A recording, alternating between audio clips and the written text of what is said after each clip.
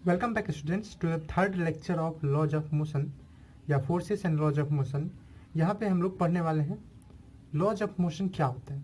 ठीक है, न्यूटन्स के लॉज ऑफ मोशन क्या है, फर्स्ट लॉ ऑफ मोशन को डिटेल में पढ़ने वाले हैं और सब्सिक्वेंट लेक्चर में सेकंड लॉ और थर्ड लॉ को पढ़ेंगे। तो पहले समझते हैं कि ये लॉज ऑफ मोशन का क्या मतलब है। तो देखिए नाम से ही क्लियर हो रहा है लॉज, ठीक है, यानी कुछ रूल होंगे, कुछ नियम होंगे, और मोशन, ठीक है, यानी मूवमेंट। ठीक, तो ये जो मूवमेंट है इसके लिए लॉ, तो कैसे आप डिफिनीशन इसका बना सकते हैं, what do mean by laws of motion. अगर पूछे लॉज ऑफ मोशन किसे कहते हैं, तो वो लॉ, ठीक है, the law according to which, जिसके हिसाब से, ठीक है, according to which motion of a body या movement of a body takes place, according to which movement या मोशन, क्या लिख रहे हैं, मूवमेंट या motion of a body takes place. कोई जो बॉडी है, कोई भी ऑब्जेक्ट है, ऑफ अ बॉडी और एन ऑब्जेक्ट, ठीक है, टेक्स प्लेस, जिस हिसाब से, जिस रूल से, जिस लॉ से, ठीक है, जिससे क्या होता है, कोई बॉडी मूव करता रहता है, उसी को क्या बोलते हैं, लॉज ऑफ मोशन। जैसे हम लोग पीछे देख चुके हैं, ठीक है, प्रीवियस लेक्चर से हम लोग देख चुके हैं, क्या प्रीवियस लेक्चर से देख चुके हैं कि अगर कोई बॉडी रेस्ट में है, ठीक है, तो उस पर जब तक कोई फोर्स ना लगे तो वो रेस्ट में रहेगा। तो ये एक लॉ हो गया, एक नियम हो गया कि अगर उस पर फोर्स नहीं लग रहा है तो वो रेस्ट में ही रहेगा। अगर कोई बॉडी यूनिफॉर्म मोशन में है तो वो यूनिफॉर्म मोशन में ही रहेगा जब तक उस पर कोई एक्सटर्नल फोर्स नहीं लगे, ठीक है, वो बाहर से कोई फोर्स ना लगे, ठीक है, तो उस डायरेक्शन में, जिस डायरेक्शन में जा रहा है उसी डायरेक्शन में जाएगा जब तक कोई फोर्स ना लगे। ठीक है, तो ये सब क्या, यही है लॉ, जो एक बार सेंटेंस के रूप में, स्टेटमेंट के रूप में आपको बोल दिया जाता है और आप उसको देखते हैं, पढ़ते हैं और उन्हीं को लॉ बना दिया गया है। उसी के हिसाब से कोई बॉडी मूव करता है। कोई बॉडी ऐसा नहीं है जिसमें बिना अनबैलेंस फोर्स लगे हुए वो बॉडी अगर रेस्ट से स्टार्ट हो जाता है, ठीक है, तो वो लॉ, वो बॉडी का मूवमेंट होता ही नहीं। तो जितना बॉडी मूव कर रहा है आसपास में, उनको देखते हुए, उनको ऑब्जर्व करते हुए कुछ लॉ बनाए हुए, ठीक है, उन्हीं को बोलते हैं लॉज ऑफ मोशन। जैसे आपने लॉ ऑफ केमिकल कॉम्बिनेशन पढ़ा है थ्योरी ऑफ एटम में, केमिस्ट्री में, उसी तरह से ये लॉज ऑफ मोशन है। चलिए पिछले लेक्चर से हम लोग कुछ सीखे हैं। क्या सीखे हैं कि बॉडी अगर रेस्ट में है तो रेस्ट में ही रहेगा, बॉडी अगर मोशन में है, यूनिफॉर्म मोशन में, तो यूनिफॉर्म मोशन में ही रहेगा, अपना डायरेक्शन भी नहीं बदलेगा। ठीक है, कब, जब तक उस पर फोर्स ना अप्लाई करे। चलिए इस चीज़ को हम लोग लिखते हैं। तो देखिए, तो ये हम लोग पहले से फर्स्ट और सेकंड लेक्चर समझे हुए कि बॉडी अगर रेस्ट में है तो वो रेस्ट में ही रहेगा अगर कोई फोर्स बाहर से ना लगे उस पर। ठीक है, जैसे अगर कोई चीज रेस्ट में, किताब रेस्ट में है, बुक रखा हुआ है रेस्ट में, आप जाके उसको अपना मस्कुलर फोर्स लगा के उठा लेते हैं तो वहाँ तो उस पर फोर्स लग गया तो वो मोशन में आ जाएगा आपके साथ, लेकिन जब तक आप उसको नहीं उठाए थे तब तो वो रेस्ट में था। बॉडी को मोशन में है, यूनिफॉर्म मोशन में, तो वो वैसा ही रहेगा कॉन्स्टेंट वेलोसिटी के साथ। कॉन्स्टेंट वेलोसिटी वही है, यूनिफॉर्म स्पीड, यूनिफॉर्म मोशन में है, ठीक है, उसका कॉन्स्टेंट वेलोसिटी है तो वहाँ डायरेक्शन भी नहीं बताना चाहिए। और कोई फोर्स इस पर एक्ट नहीं करेगा तब तो वो वैसे ही मूव करते रहेगा। और इसको प्रूव भी किए थे, वेरीफाई भी किए थे गैलीलियो, जिसका पिछले लेक्चर में हम लोग बात कर चुके हैं। अब यहाँ पे बात आता है तो फोर्स करता क्या है, तो एक अगर शब्द में लिखे और आप एक्सेलरेशन के बारे में जानते हैं तो आप लिख सकते हैं फोर्स कॉजेज एक्सेलरेशन। अब ये एक्सेलरेशन कैसे, देखिए एक्सेलरेशन क्या होता था, स्पीड का चेंजिंग। ठीक है, अब कोई बॉडी रेस्ट से मोशन में आता है तो वहाँ भी उसका इनिशियल वेलोसिटी u 0 होगा और v कुछ हो गया होगा, v समथिंग होगा, फाइनल वेलोसिटी कुछ होगा। तो यहाँ भी 0 से उसका वेलोसिटी बढ़ा तो क्या हुआ, एक्सेलरेशन। बॉडी यूनिफॉर्म मोशन में था, उसको या तो फोर्स लगाए तो क्या हुआ, तो फोर्स लगाए तो उसे वो बॉडी का या तो स्पीड बढ़ गया होगा या घट गया होगा, तो वो भी तो एक्सेलरेशन ही है। एक्सेलरेशन बोले या निगेटिव एक्सेलरेशन तो बोले। तो फोर्स करता क्या है, एक्सेलरेशन। रियली में फोर्स क्या करता है, एक्सेलरेशन। यही चीज, ये चीज हम पिछले ही लेक्चर से पढ़ चुके हैं। ये चीज गैलीलियो ऑब्जर्व किए थे और गैलीलियो ने बताया था। इसी को एक साथ रख के न्यूटन ने एक लॉ बनाया, न्यूटन साहब ने एक लॉ बनाया और वो न्यूटन का लॉ फर्स्ट लॉ कहलाता है। ठीक है, तो न्यूटन का फर्स्ट लॉ का क्या कहता है, तो इसी दोनों सेंटेंस को कंबाइन कर दीजिए। तो न्यूटन फर्स्ट लॉ का अगर बात करें तो न्यूटन फर्स्ट लॉ कहता है कि ए बॉडी एट रेस्ट, अगर बॉडी कोई रेस्ट में है, ठीक है, यही दोनों स्टेटमेंट को वो कंबाइन किए हैं। A body at rest will remain at rest, वो कैसा रहेगा, रेस्ट में ही रहेगा। ठीक है, अगर कोई बॉडी मोशन में है, ठीक है, and the body in motion, वो कैसा रहेगा, विल रिमेन इन मोशन। ठीक है, बॉडी इन मोशन, वो उसी तरह से मोशन में रहेगा। Body in motion will remain in motion, कब तक, जब तक कि उस पर कोई बाहर से फोर्स ना लगे। रिमेन इन मोशन अनटिल या अनलेस लिख सकते हैं, अनटिल लिख सकते हैं या अनलेस मतलब जब तक, इसका मतलब है जब तक क्या हो, इस पे लगे, एक्ट मतलब लगना, एक्टेड अपॉन, उस पे लगे क्या, बाय एन एक्सटर्नल फोर्स, कोई एक्सटर्नल फोर्स ना लग जाए, एक्सटर्नल फोर्स और एक्सटर्नल अनबैलेंस्ड फोर्स। ऐसा ना हो कि फोर्स तो लगे लेकिन उससे कोई कुछ हो ना, रेस्ट में है तो रेस्ट ही में रह जाए, वैसा नहीं। तो एक्सटर्नल अच्छा रहेगा, आप लगा दे एक्सटर्नल अनबैलेंस्ड फोर्स। ठीक है, तो देखिए आपको भले ही 3 लाइन का ये दिख रहा होगा या 2.5 लाइन का, लेकिन उतना बड़ा है नहीं। ये मीनिंग तो सिंपल कर रहा है ना कि बॉडी रेस्ट में है तो रेस्ट में ही रहेगा, मोशन में है तो मोशन में रहेगा। कब तक? जब तक कि एक बाहर से फोर्स ना लगे। यानी कि इसको ऐसे भी बोल सकते हैं कि बॉडी में कोई एक्सीलरेशन नहीं होगा। ठीक है, कब तक? जब तक कि उस पर बाहर से फोर्स ना लगे। कोई चीज़ अगर रेस्ट में था तो उसका क्या मतलब है? उस पर फोर्स जो है वो बैलेंस्ड है। कोई चीज़ अगर टेबल हमारे घर में है वो मूव नहीं कर रहा है जब तक कि हम उस पर फोर्स नहीं लगा, तो उससे क्या मतलब है कि इस पर नीचे लगने वाला वेट, ऊपर लगने वाला इसका जो रिएक्शन है वो सब इक्वल है, बैलेंस्ड है। अब हम धक्का दे रहे हैं इसको, अब ये बहुत हैवी है और हम धक्का दे रहे हैं, पर अभी भी अगर ये मूव नहीं कर रहा है तो इससे क्या मतलब है? फ्रिक्शन अभी भी बैलेंस किया हुआ है। तो यानी बैलेंस फोर्स से क्या होता है? एक्सीलरेशन नहीं होता है। तो बॉडी में एक्सीलरेशन कब होगा? जब उस पर फोर्स लगेगा। तो इसलिए मैंने लिखा था फोर्स कॉजेज एक्सीलरेशन। अब एक बॉडी अनएक्सीलरेटेड रहेगा, ठीक है, कब? जब उस पर रिजल्टेंट फोर्स यानी नेट बैलेंस फोर्स होगा वो 0 होगा। तो इसको भी हम लिख सकते हैं ए बॉडी रिमेन्स अनएक्सीलरेटेड। वो कैसा रह जाएगा? अनएक्सीलरेटेड ही रह जाएगा, मतलब उसमें कोई एक्सीलरेशन नहीं होगा। कब? इफ द रिजल्टेंट फोर्स या नेट फोर्स, अगर नेट फोर्स जो है वो कैसा हो जाए? Net force on it will be 0, अगर 0 हो। तो चलिए इसको समझे। ओके, अब इसी चीज़ को मैंने आपको पिछले लेक्चर में बताया था कि इनर्शिया बोला था। ठीक है, इनर्शिया वो प्रॉपर्टी है किसी बॉडी की या इनेबिलिटी है जिसके कारण वो जिस स्टेट में है, रेस्ट में है तो रेस्ट में ही, मोशन में है तो मोशन में ही वो रहना चाहता है। तो हम लोग अब यहाँ से इसी चीज़ को पढ़ते हैं इनर्शिया के रूप में, और इसीलिए इस न्यूटन्स के फर्स्ट लॉ को इनर्शिया भी कहा जाता है। ठीक है, तो इनर्शिया क्या है? तो ये प्रॉपर्टी है किसी बॉडी की। ठीक है, गुण है, प्रॉपर्टी है। किसी बुक में आपको मिलेगा द टेंडेंसी, ठीक है, यानी क्षमता है। किसी बुक में आपको इनेबिलिटी भी मिल सकता है, आप कुछ भी लिख सकते हैं। The property of a body, ठीक है, किसी बॉडी का प्रॉपर्टी जिसके कारण वो अपना स्टेट नहीं बदलना चाहता है, due to which it resist. ये लिख सकते हैं रेसिस्ट मतलब रोकना। ठीक है, इट रेसिस्ट चेंज। स्टॉप नहीं लिख सकते हैं, स्टॉप का क्योंकि अक्सर यूज होता है वर्ड रोकने में, पूरा स्टॉप करने में, मतलब पूरा ही स्टॉप कर देना, रोक देने में। अगर कोई चीज़ मूव कर रहा है तो उसको मूव करके 0 स्पीड पे ला देना, वो है स्टॉप का मतलब। और रेसिस्ट का मतलब है कि उसको धीरे धीरे थमाना। ठीक है, रेस्ट में रहना, इसलिए रेसिस्ट ज़्यादा अच्छा वर्ड है। आप अच्छा होगा रेसिस्ट याद कर ले, मतलब रोकना ही होता है। Due to which it resist change in its state, जिसके कारण वो क्या करता है? अपने स्टेट में, अपने स्टेट का कहने का मतलब क्या है? रेस्ट और मोशन का स्टेट। अगर रेस्ट में है तो रेस्ट में ही रहना चाहता है, मोशन में है तो मोशन में ही रहना चाहता है। अगर स्टेट लाइन में डायरेक्शन यही है तो इसी डायरेक्शन में रहना चाहता है। ये इनर्शिया है। इसको आप किसी को अजीब वर्ड लगता है इनर्शिया, तो इसको आप हिंदी वर्ड में देखेंगे तो और आपको क्लियर हो जाएगा। इसका हिंदी वर्ड होता है जड़त्व। ठीक है, तो देख रहे हैं, इसका मतलब ये है कि जड़ से पकड़ा हुआ। रेस्ट में है तो रेस्ट में ही, जैसे आप भी कभी कभी होते हैं ना, बचपन में खास कर करते होंगे मम्मी से कि ये खिलौना लेना है तो लेना ही है, वही बात है इनर्शिया का। इनर्शिया अगर रेस्ट में रहता है तो नहीं, हम रेस्ट में है, सोए हुए हैं तो सोए ही हो रहेंगे। अगर चलने लगे, ठीक है, अगर जागे कोई काम करने लगे तो करते ही रहेंगे। यही चीज़ कहने का मतलब है इनर्शिया का। ओके, अब इनर्शिया मेनली 3 रूप में क्लासिफाई किया गया। अब आपको फिर लग रहा होगा कि अभी बात कर रहे हैं हम इनर्शिया का, अभी बात कर रहे हैं फोर्स का। देखिए ना, फर्स्ट लॉ जो है वो क्या बोलता है? वही ना कहता है कि बॉडी जिस स्टेट में वही स्टेट में रहना चाहेगा जब तक कि बाहर से फोर्स ना लगे। ठीक है, तो वही चीज़ इनर्शिया का, हम भी वही तो बात कर रहे हैं। इनर्शिया भी तो वही चीज़ है कि अपना प्रॉपर्टी को मेंटेन करना। अब इनर्शिया 3 तरह का देखा गया है। एक इनर्शिया देखा गया है कि इनर्शिया ऑफ रेस्ट, मतलब अगर रेस्ट में है वही चीज़, इसको तोड़ दिया हुआ है, इनर्शिया ऑफ रेस्ट। अगर रेस्ट में है तो कोई बॉडी तो रेस्ट में ही रहे, तो इसी को बोला जाता है इनर्शिया ऑफ रेस्ट। अगर मोशन में है तो उसको बोला जाता है, मोशन में है, मोशन में ही रहे तो उसको बोलते हैं हम लोग इनर्शिया ऑफ मोशन। और एक थर्ड कैटेगरी भी आता है जिसमें अगर वो स्ट्रेट लाइन पे एक फिक्स डायरेक्शन में जा रहा है तो वो फिक्स डायरेक्शन में ही बढ़ते जाएगा, उसको बोलते हैं इनर्शिया ऑफ डायरेक्शन। इसे आपको एकदम क्लियर हो जाएगा, अभी मैं एग्जाम्पल से बतलाता हूँ इनर्शिया ऑफ डायरेक्शन। देखिए, अगर मान लीजिए कोई बस जो है वो बस रुका हुआ है और वो डायरेक्ट स्टार्ट होता है। बस है और बस पे आप भी हैं, ठीक है, यहाँ पे आप खड़े हैं और बस स्टार्ट होता है। बस इधर की तरफ गया, लेकिन आप देखे हुए आपको एक बैकवर्ड जर्क लगता है। क्या लगता है आपको? Backward jerk. ये बैकवर्ड जर्क, ये पीछे की तरफ धक्का क्यों लगा? क्योंकि आपका बॉडी नहीं चाहता था, आपका बॉडी रेस्ट में था तो रेस्ट में ही रहना चाहता था। अब बस इधर मूव करने लगा तो वो चाहता है कि नहीं बस को रोक दे, इसलिए अपना आपको पीछे धकेला वो। पर ऑफकोर्स उसमें उतना दम नहीं है कि बस को रोक ले, पर वो अपना ट्राई किया, अपना प्रॉपर्टी लगाया, वो अपना दम लगाया कि हम इस बस को रोक दे अपने पीछे की तरफ धकेल के। वही है इनर्शिया ऑफ रेस्ट, कि अगर रेस्ट में है बॉडी तो रेस्ट में ही रहना चाहिए। यही है इनर्शिया ऑफ रेस्ट। मोशन का, तो कोई मान लीजिए यही बस जो था वो मोशन में था, अब वो ब्रेक मार दिया सडनली, तो आपका शरीर जो था वो अभी, और हम इसको अच्छे से बात करते हैं, अभी तक आप समझ लिया, मुझे उम्मीद है समझ रहे होंगे आप।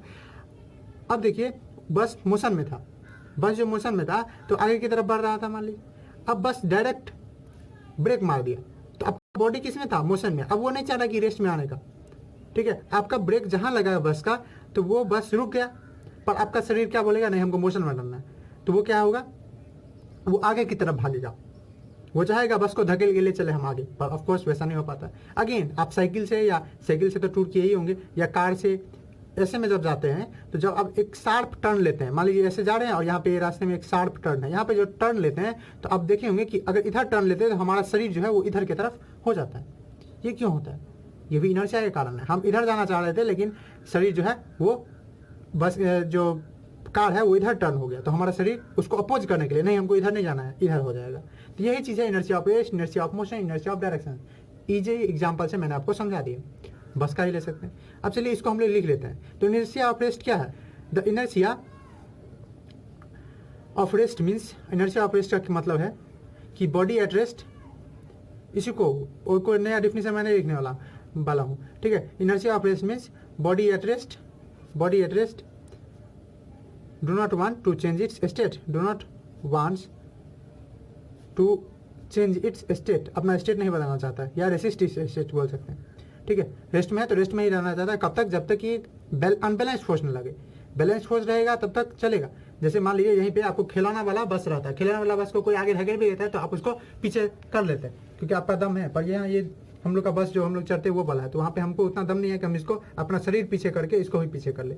इनर्शिया ऑफ मोशन, ठीक है, सेम चीज आप लिख सकते हैं। इनर्शिया ऑफ मोशन मीन्स कि body in motion wants to remain in motion, चाहेगा कि मोशन में ही रहे। और इनर्शिया ऑफ डायरेक्शन, तो inertia of direction means body in a fix direction, body moving in fix direction, body moving in fix direction wants to move in the same direction, wants to move in same direction, ठीक है। ये कहलाता है inertia of rest, inertia of motion, inertia of क्या, direction. Okay, अब देखिए यही चीज तो न्यूटन्स का फर्स्ट लॉ भी कहता है कि बॉडी जैसे है वैसे ही रहना चाहेगा जब तक कि बाहर से फोर्स न लगे। इसीलिए न्यूटन के फर्स्ट लॉ को जो है वो लॉ ऑफ इनर्शिया भी बोलते हैं, और मोर अप्रोप्रिएट अगर बोले तो गैलीलियो के लॉ ऑफ इनर्शिया बोलते हैं, क्योंकि गैलीलियो ने ही इनर्शिया टर्म को इंट्रोड्यूस कराया था। तो इसीलिए एक और हम लोग इंपॉर्टेंट पॉइंट रख लेंगे कि न्यूटन्स फर्स्ट लॉ, ठीक है, Newton's first law is also called law of inertia. क्या कहा जाता है, लॉ ऑफ इनर्शिया। ओके, अब देखिए हम लोग कैसे समझेंगे कि ये इनर्शिया किसी चीज में है या नहीं है, ठीक है। तो देखिए इसको मैं आपको एक सिंपल से एग्जांपल से समझाता हूँ कि आपको कैसे पता चलेगा कोई चीज़ में इनर्शिया है कि नहीं है, या ज़्यादा है कि कम है। इसको पहचानने के लिए मैं एक सिंपल से एग्जांपल देता हूँ। मान लीजिए एक छोटा सा ये रबर का बॉल है, ठीक है, रबर का बॉल है, ठीक है। मोड़े पर अच्छे से रखने के लिए चलिए ये फुटबॉल है, ठीक है, फुटबॉल है। ये थोड़ा बड़ा साइज में कर दे रहा हूँ, ये क्या है, एक फुटबॉल है, ओके। और यहाँ पे एक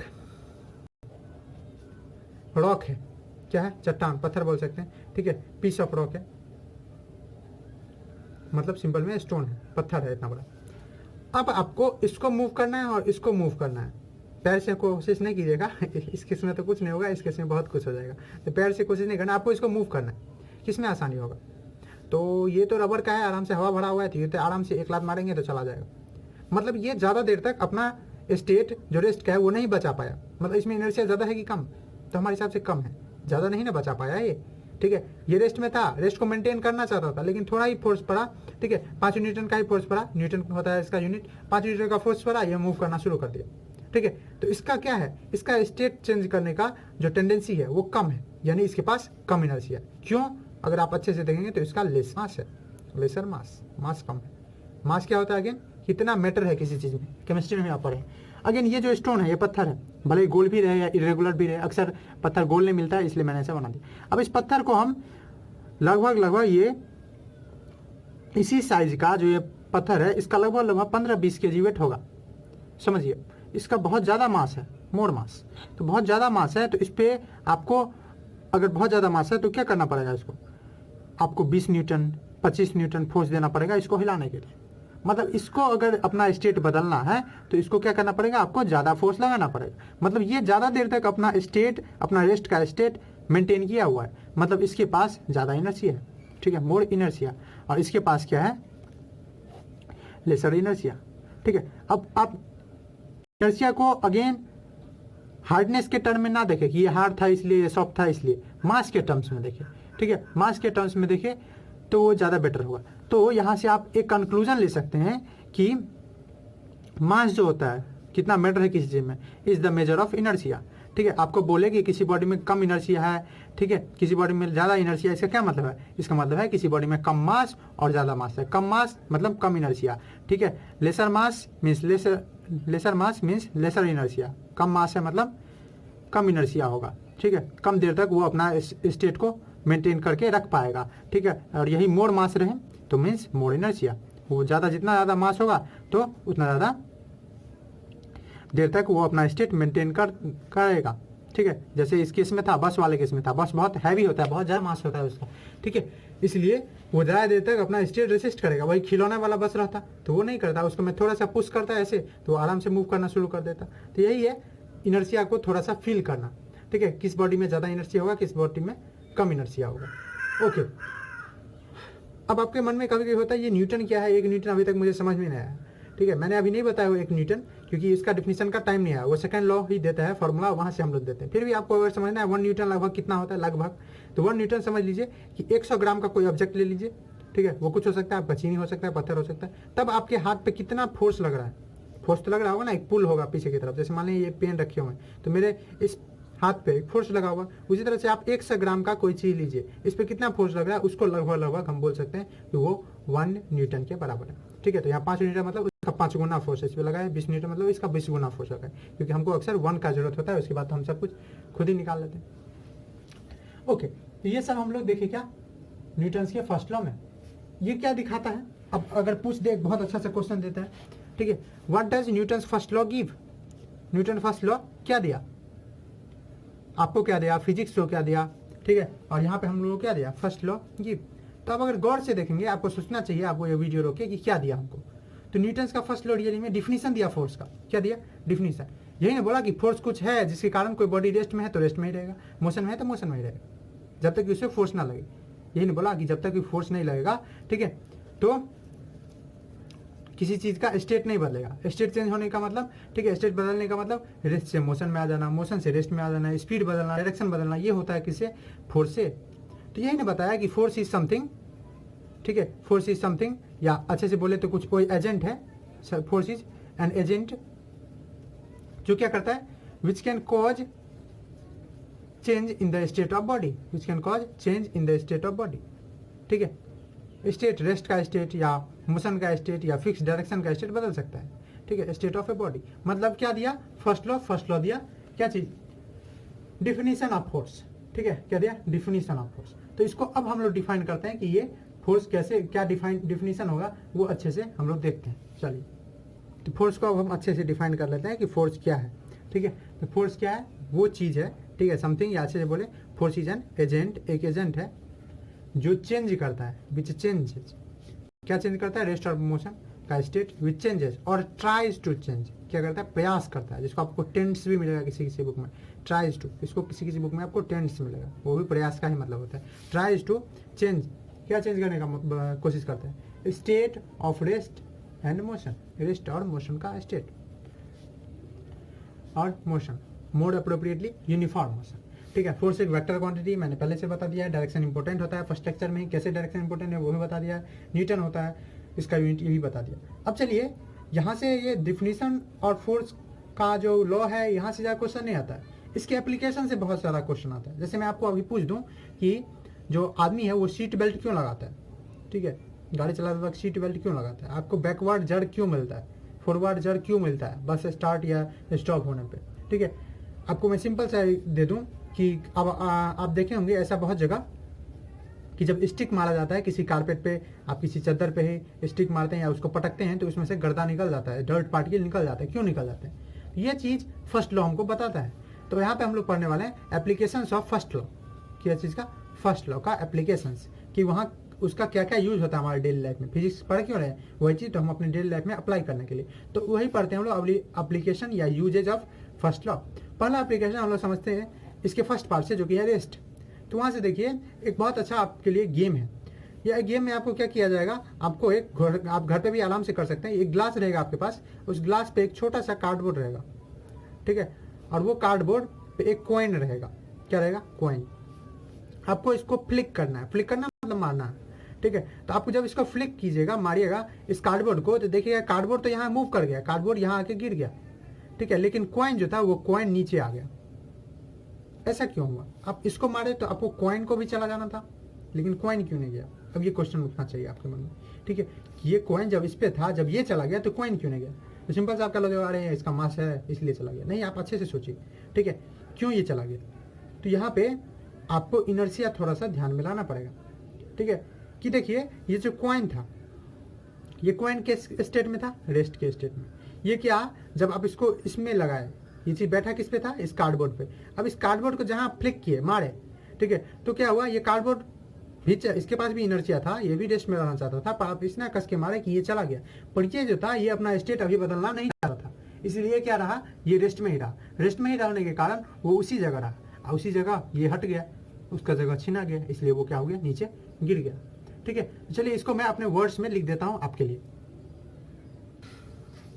यही चीज मैंने यहाँ लिख दिया आपके लिए, ठीक है। ये जो ग्लास टम्बलर था, ग्लास टम्बलर ग्लास है, और इसमें हम लोग क्या किए हुए, कार्डबोर्ड रखे हुए, कार्डबोर्ड पे कॉइन रखे हुए, इसको हम एक फिंगर से फ्लिक किए, ऐसे करके जैसे कैरम बोर्ड में खेलते हैं वैसे फ्लिक किए। इससे क्या हुआ, कार्ड जो है वो आगे की तरफ भाग गया, लेकिन आगे की तरफ मूव कर गया, लेकिन जो कॉइन है वो नीचे गिर गया। इसका पूरा एक्सप्लेनेशन यहाँ लिखा हुआ है, ठीक है। ऐसा क्यों हुआ, मैं एक बार फिर से बता दे रहा हूँ। बहुत दोनों कार्ड जो थे और कॉइन जो थे, दोनों रेस्ट में थे।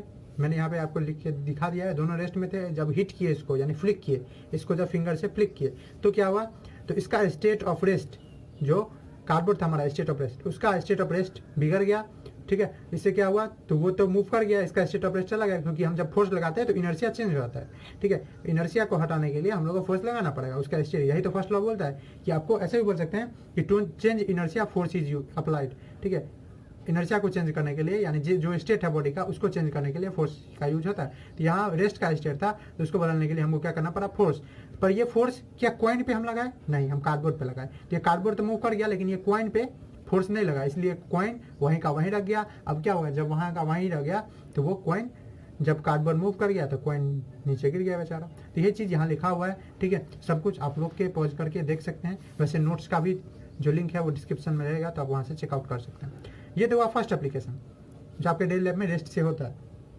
दूसरा, ठीक है, आप देखे होंगे कैरम बोर्ड में आपका बहुत सारा जो पाइल होता है, आपका जो कॉइन होता है कैरम कॉइन, वो पाइल लगा रहता है। ये अगर हमारा कैरम बोर्ड है, उसके बीच में एक pile of coins, carrom coins लगा रहता है, मतलब बहुत सारा जो गोटी है, आप गोटी बोलते हैं कॉमन लैंग्वेज हम लोगों में, ठीक है, वो लगा रहता है एक दूसरे के ऊपर बीच में।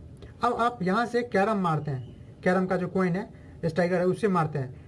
स्ट्राइकर से क्या होता है कि ये अंदर वाला तो निकल के चला जाता है, लेकिन बाहर ऊपर वाला को कोई प्रभाव नहीं पड़ता है, ऊपर वाला आके बैठ जाता है यहाँ पे। अंदर वाला निकल गया, फिर से आप मारे तो फिर ये वाला निकल गया और ऊपर वाला रहा। ऐसा क्यों होता है, अगर हम मारे और इसके ऊपर में था, अंदर वाला निकल गया, आप समझिए आपका घर है, उस घर में से अंदर का ईंटा निकाल दे तो पूरा घर गिर जाएगा। ऐसा यहाँ पे क्यों नहीं हुआ, ठीक है। यहाँ पे अगर अंदर वाला इसका निकाल दिया तो ऐसा क्यों हो गया कि ये रुक गया। तो वही चीज़ हम लोग यहाँ पढ़ते हैं, ठीक है।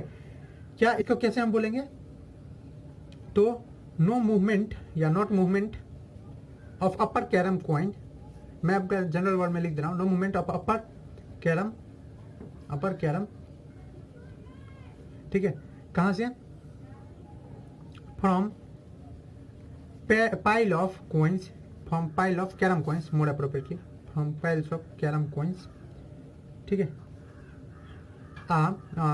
ऑन फ्लिकिंग या hitting, on flicking, on hitting, while other, यहीं पे दूसरे जो थे वाइल अदर, ठीक है, अदर या लोएस्ट बोले, अदर लोएस्ट ही एक मूव किया है ना नीचे वाला, while lowest coin move away, ठीक है। मैं अब इसका एक्सप्लेनेशन नहीं लिखूंगा, आप उसी की तरह लिख सकते हैं, मैं आपको सिर्फ बता देता हूँ, ठीक है। देखिए जब शुरू में ये कैरम था तो ये सब रेस्ट में था, आप इस पर एक फोर्स लगाया, इसे फ्लिक किए, आप ऐसे ही लिखेंगे, first initially all the carrom coins were at rest. अब जब हम एक फोर्स लगाए, इस फोर्स के कारण क्या हुआ, ये इस पे इनर्शिया, इसका इनर्शिया टूट गया, क्योंकि फोर्स लगता है तो इनर्शिया चेंज हो जाता है। तो ये जो इनर्शिया ऑफ रेस्ट था इसका टूटा। क्या ये फोर्स ऊपर वाले पे लगा? नहीं। तो इस पे लगा तो इसका इनर्शिया ऑफ रेस्ट बदला, ये रेस्ट से मोशन में आया, लेकिन चूंकि ऊपर वाले पे कोई प्रभाव नहीं हुआ, इसलिए ये अपना रेस्ट का जो स्टेट है वो मेंटेन रखना चाहा। ऊपर वाला जो कैरम कॉइन है वो अपना रेस्ट का पोजीशन मेंटेन करना चाहा और वो कर भी लिया, वो नहीं मूव करवाया। तो यही इसका कारण लिख देंगे, ये भी इनर्शिया ऑफ रेस्ट के कारण ही है। इनर्शिया ऑफ रेस्ट के कारण सिंपल में तो एक लाइन में लिख सकते हैं, inertia of rest is the cause. ठीक है, आपको इतना बड़ा क्वेश्चन कर दे ऐसा क्यों हुआ है तो लिख देंगे इनर्शिया ऑफ रेस्ट। आपको एक्सप्लेन करना हो तो इस तरह से आप कर देंगे, खाली यहाँ पे जहाँ जहाँ कॉइन और ये कार्ड रखा है वहाँ पे कैरम कॉइन कर देंगे और सब कुछ सेम रहेगा। तो ये आप सेकंड एप्लीकेशन के रूप में देख सकते हैं, जो हमारे डेली लाइफ में होता है, पर वहाँ पे हम लोग पहले फिजिक्स नहीं लगा पाते थे, अब फिजिक्स लगा पा रहे हैं क्योंकि वहाँ पे इनर्शिया था। अब चलिए, ऐसा ही होता है एक डस्ट पार्टिकल के साथ। क्या होता है? डस्ट पार्टिकल के साथ। तो जब हम स्टिक से, हमारा जो कारपेट है या चादर है या कंबल है कुछ भी है, उस ब्लैंकेट को जब हम बहुत गंदा हो जाता है, देखते होंगे आप, स्टिक से इसको मारते हैं। ठीक है, स्टिक से मारने पे जो इसका जो डर्ट है, डस्ट पार्टिकल है, वो निकल जाता है। ऐसा क्यों? ठीक है, देखते होंगे आप, गंदा निकल जाता है, वो कैसे? तो उसका भी हम लोग देखते हैं। पहले लिख लेते हैं, coming out of dust particle from a carpet. Carpet तो आप समझते ही होंगे, चादर आप सिंपल बोल सकते हैं, फर्श पे बिछाने वाला चादर जो होता है। ठीक है, फ्रॉम कारपेट या कंबल, ब्लैंकेट, कुछ भी ले सकते हैं। When it is hit with stick, it is hitten with stick. Stick के साथ जब हिट किया जाता है तो क्या होता है, हिटन की जगह अच्छा होगा बीटन लिख दे, बीट किया जाता है, बीटन विथ स्टिक। स्टिक के साथ जब हम इस पे मार रहे हैं तो क्या होता है, देखिए, डर्ट पार्टिकल जो था वो क्या था, डर्ट पार्टिकल इनिशियली रेस्ट में था। Dirt particles were initially at rest, were at rest at initially क्या हो रहा था, इनिशियली जो डर्ट पार्टिकल थे वो रेस्ट में थे। ठीक है, अब जब हम बीट करना शुरू किए, मारना शुरू किए, तो क्या हुआ, तो मारना जब शुरू किए तो जो हुआ था, वो जो हैंगिंग कारपेट है उसको जब हम बीट किए तो क्या हुआ, तो कारपेट जो था हमारा, कारपेट या ब्लैंकेट जो था वो मूव करना शुरू कर दिया, starts to move to and fro. अब इस पे मारेंगे तो क्या होगा, ब्लैंकेट एक बार इधर जाएगा एक बार इधर, इसी को तो टू एंड फ्रो बोलते हैं, आगे पीछे जैसे झूला होता है, ये मूव करना शुरू कर देगा। ठीक है, लेकिन डस्ट पार्टिकल जो है वो मूव नहीं करेंगे। Dust particle wants to maintain its inertia, inertia के कारण। ठीक है, डू नॉट मूव, वो मूव नहीं करते हैं। क्यों? Due to inertia. सिंपल, कोई चीज़ अपना स्टेट मेंटेन करना चाहता है, उसी चीज़ को तो इनर्शिया बोलते हैं, तो इनर्शिया का वो मूव नहीं कर पाते हैं। अब देखिए यहाँ पे है, लेकिन ये ब्लैंकेट इसको छोड़ के चला गया। ठीक है, मैं इसको ऐसे पकड़ा हुआ और मैं इसको ऐसे पकड़ा हुआ और मुझे इस पे हाथ पे किसी ने मारा, तो मैं क्या करूँगा, और इधर की तरफ मारा तो मैं इसको चाहिए चला जाऊँगा। अब ये जो मैंने पकड़ा हुआ था वो जोड़ टूट जाएगा तो ये गिर जाएगा। तो सेम केस होता है किसमें, डस्ट पार्टिकल में। डस्ट पार्टिकल पहले इसको पकड़ा हुआ था, लेकिन अब क्या हुआ, जब इस पे ब्लैंकेट पे स्टिक पड़ा तो वो स्टिक ब्लैंकेट को थोड़ा इधर लेके चला गया, लेकिन जो डस्ट पार्टिकल जिस पोजीशन पे था उसी पे रहा, जिसके कारण वो निकल जाता है। तो ये हुआ थर्ड एप्लीकेशन, डेली लाइफ में हमारा होता है, पर हम लोग कारण नहीं जानते थे, आज से कारण जान लिए। फोर्थ एप्लीकेशन, आप देखते होंगे कि आप लोग को अगर आम या कोई दूसरा चीज़, गुआवा, लताम कुछ तोड़ना रहता है तो आप पेड़ को ही हिला देते हैं, और पेड़ को हिलाने से गिर जाता है। ऑफकोर्स इसके साथ लीव्स भी गिरता है। तो ये क्यों होता है, अगर हम पेड़ गिराते हैं तो फ्रूट्स या लीव्स क्यों गिर जाता है, जनरल में हमको होना चाहिए। ठीक है, ऐसा कारण खोजना चाहिए, कारण क्या होता क्यों है। ठीक है, तो इसका कारण खोजते हैं। तो पहले लिख लेते हैं, falling of fruits and leaves का गिरना कब, जब when a tree is second, जब ट्री को वाइब्रेट किया जाता है, शेक किया जाता है, हिलाया जाता है। व्हेन ट्री इज सेकंड वैगरसली, जल्दी जल्दी उसको जब हम लोग क्या करते हैं, शेक करते हैं, हिलाते हैं, तो क्या होता है, ट्री में से लीव्स और फ्रूट गिरते हैं। अगेन यहाँ पे वही कंसेप्ट लग रहा है। अब जब ट्री था और इस ट्री पे बहुत सारे लीव्स थे, ठीक है, लीव्स थे, फ्रूट भी था। अब इसको जब आप शेक करना शुरू किए, हिलाना शुरू किए, तो जब हिलाए इसको आप, तो ये ट्री किस पोजीशन में था, तो ट्री फ्रूट लीव सब रेस्ट में थे। ट्री फ्रूट्स एंड, पहले आप सब में ऐसे ही लिखेंगे, tree fruits and leaves all were at rest, सारे क्या थे, रेस्ट में थे। ठीक है, अब जब हम लोग इसको शेक किए, आफ्टर शेकिंग पे, हिलाने पे क्या हुआ, ठीक है, आफ्टर शेकिंग हिलाने पे हुआ ये कि trees come in motion, tree जो है वो किस में आ गया, ट्री कम्स इन मोशन में आ गया। लेकिन जो फ्रूट थे, लीव्स थे, ये क्या हुआ, वो वैसे का वैसा ही रहना चाहिए। अब अगेन वो ब्लैंकेट वाला केस हो गया, ये तो इधर भाग गया लेकिन ये यहीं रह गया, तो ये भी अब इसके कारण क्या होगा, थोड़ा सा ये मोशन में आना चाहेगा। ठीक है, लेकिन ये कुछ ज़्यादा ही दूर चला गया है, ठीक है, ज़्यादा ही दूर चला गया तो क्या होगा, ये गिर जाएगा। ठीक है, फिर से ये पेड़ है, इस पेड़ में ये लगा हुआ है, ये पेड़ इधर चला गया, जिसके कारण क्या होगा, ये अपना स्टेट मेंटेन करना चाहता है, तो ये तो दूर चला गया लेकिन ये यही है। अब ये तो लंबा नहीं ना होने वाला है, लंबा नहीं होने वाला है तो क्या करेगा, अपने आप को ये तोड़ लेगा इससे, क्योंकि इसको तो उधर जाना है और इसको उधर जाना नहीं है। तो एक ही उपाय है, ये अपने आप को तोड़ के वहीं पे रख ले, पर ऑफकोर्स ग्रेविटी है, ग्रेविटी के कारण नीचे गिर जाता है। तो यहाँ ग्रेविटी का भी एक रोल होता है कि नीचे ही क्यों आया, ऊपर क्यों नहीं गया, ग्रेविटी के कारण, ग्रेविटेशनल फोर्स जो हमारा अर्थ खींच रहा है उसके कारण। तो यहाँ पे जब हम मारे तो ये पेड़ का जो लीव्स था वो उधर जाना चाहा, ठीक है, लेकिन ये फ्रूट जो था वहीं रहना चाहा। तो इसके लिए एक ही केस है कि ये अपने आप को तोड़ ले, ठीक है, नहीं तो ये लंबा तो हो नहीं सकता है ना, तो तोड़ ले तो वहीं पे रहे, पर ऐसा हुआ नहीं। क्या हुआ, वो नीचे गिर गया ग्रेविटी के कारण। ठीक है, tree comes in motion, but जो लीव्स है, leaves and fruits maintain, wants to maintain, चाहते हैं क्या चीज़, अपना रेस्ट के पोजीशन को मेंटेन करना, maintain the position of rest, maintain the state of rest, पर ऐसा हो नहीं पाता है।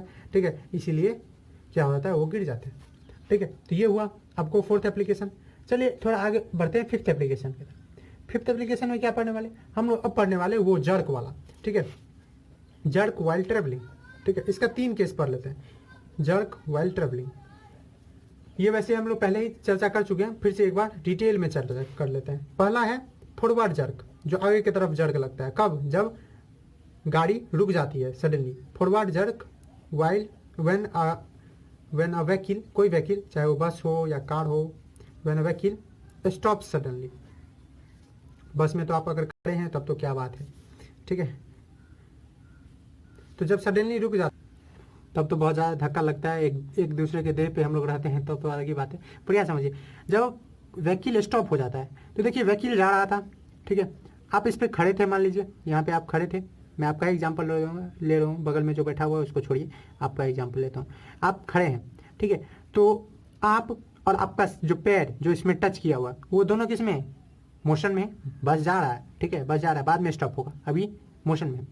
तो शुरू का क्या बात है, तो इनिशियली, ठीक है, आप, ठीक है, और आपका जो आप है और जो व्हीकल है, you and you, your body, यहाँ पे यू करने का मतलब है योर फीट, आपका फीट, आपका बॉडी एंड बस, सब किस में थे, all in motion, all were in motion. अब जब सडनली बस में रेस्ट लगा, बस में ब्रेक लगा, तो बस आ गया रेस्ट पे, ठीक है, वो भी कोशिश नहीं करता है, क्योंकि आप देखते हो कितना बार जब हम लोग साइकिल ही रोकते हैं तो साइकिल का पीछे वाला चक्का, ठीक है, उठ जाता है, वो इसीलिए कि वो नहीं चाहता है रुकने को, ठीक है, इसीलिए वो अपना आप को अपोज करता है कि नहीं चलो आगे, तो आगे वाला को आप पकड़ के रखे हो तो पीछे वाला ही उड़ जाएगा उसके रिस्पांस में। तो वो भी नहीं चाह रहा था, पर वो रुक गया, बहुत ज़्यादा फोर्स अप्लाई हुआ इसलिए वो रुक गया, तो बस रुका। आपका फीट जो था वो भी रुका, आपका जो फीट था ऑन अप्लाइंग ब्रेक, जब हम लोग ब्रेक अप्लाई कर दिए, ठीक है, तो ब्रेक अप्लाई पे करने पे बस रुका, बस एंड आवर फीट जो टच था बस से स्टॉप हो जाता है। लेकिन आपका जो ऊपर वाला शरीर है वो अभी भी मानने को तैयार नहीं है, वो अभी भी अपना इनर्शिया को मेंटेन करना चाहता है, अपना मोशन के स्टेट को मेंटेन करना चाहता था, जिस मोशन में है उसी में रहना चाहता है, ठीक है, इनर्शिया के कारण।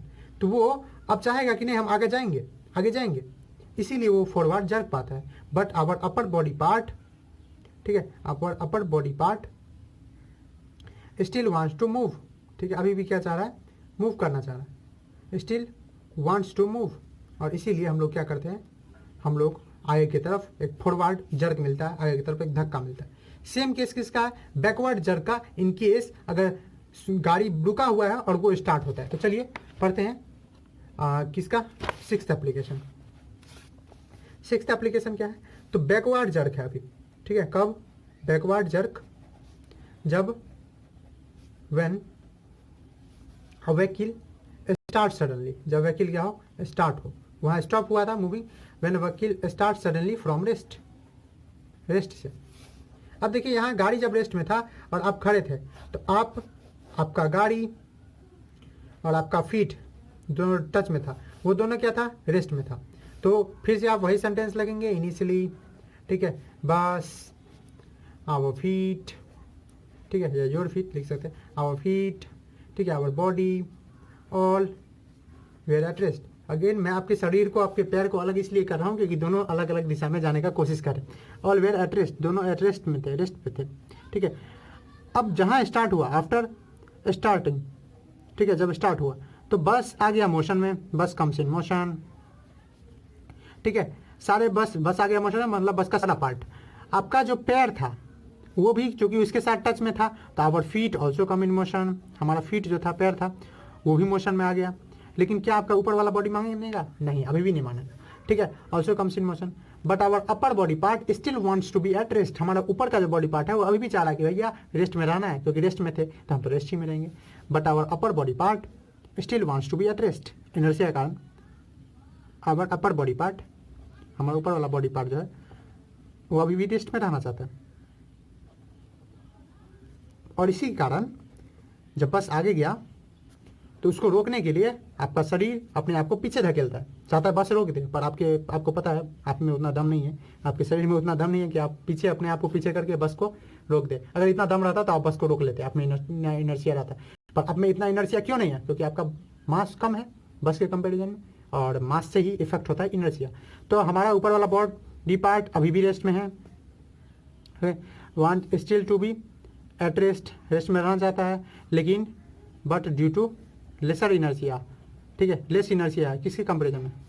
बस के कंपेरिजन में, ठीक है, इन कंपेरिजन टू बस। वो रोक नहीं पाता है, पर बैकवर्ड जो जड़ है वो उस पर मिल जाता है जरूर, वो पीछे की तरफ अपने आप को धकेलता है रोकने के लिए। ये आगे जा रहा है, वो उसकी रिस्पॉन्स में पीछे की तरफ, मतलब जस्ट उल्टा करना चाहता है, कैसे भी रोकना चाहता है। चलिए फाइनली 7th एप्लीकेशन की पे बात कर लेते हैं। आप ये सब पढ़ लिए तो आपको इससे आगे एप्लीकेशन कोई और नहीं आता है। 7th एप्लीकेशन में क्या होता है?